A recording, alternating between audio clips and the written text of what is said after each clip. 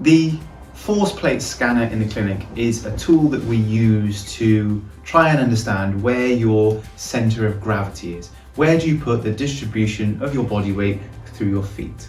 Because of course they're the foundation on the ground, and it's ideal that we have an equal distribution of weight throughout the feet. So it's a really nice clue as to where your nervous system wants you to be.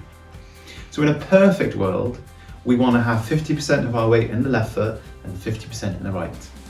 Breaking that down further, we look at it in quadrants. So we want to have a 25% distribution between both of the forefeet, the front of the feet, and the heels. Now, if you fall between 45% and 55%, generally that's within an acceptable range. But when you start to fall outside of that, and we start to get people 65% on one foot or 35% in one heel, this is starting to become less ideal and less efficient in terms of how you manage your mass as you move. And so you'll see on the results that you have that there's a central circle, and that is your center of mass. It's where the majority of the force of gravity is moving through your body. Now, if that's moving more into your heels and you're finding that you have more weight in your heels, that means there's more force going through your spine.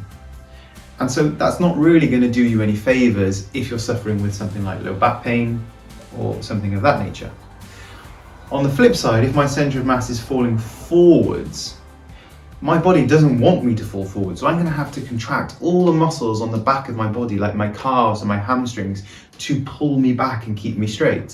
So if you're suffering with something like an Achilles issue, it's really not going to do any favors. So the question becomes, is the position that you're in causing the problem, or is it a compensation? Because there are also two other circles that you'll see that often one is in front of the other. And this is relatively showing us the rotation of the pelvis as you're standing. And it's very common for people to want to turn one way. So if my pelvis wants me to turn across this way, I'm probably going to see more weight in the front of my right foot and more weight in the heel of my left. That may correspond with a flattened foot on that right side and a bigger arch on the left side. Is that just a compensation because your pelvis is avoiding moving the other way, and then that increase of weight in the left heel is aggravating the left side of the low back? So it's just a snapshot in time. It's a way for us to see where are you at now objectively, and then over the course of your treatment, we're going to reassess that to see, are you moving towards a more ideal central position.